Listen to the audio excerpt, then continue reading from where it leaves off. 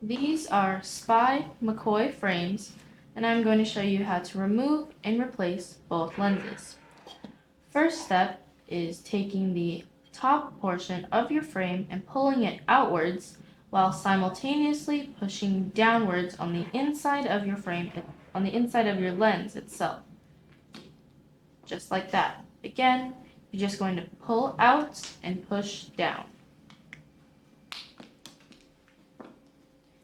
Now, next step in replacing or reinstalling your frame or your lenses is to take each individual lens and place each far side portion into the grooves on the far side of your frames. So you're just going to line it up and you're just going to slide it into place like so. And once you've done that, all you're going to do,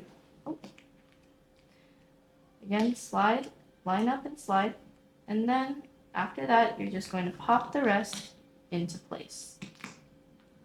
Again, far side into the grooves on the far side. Line it up and place, and then press the rest into their spot. And you're done.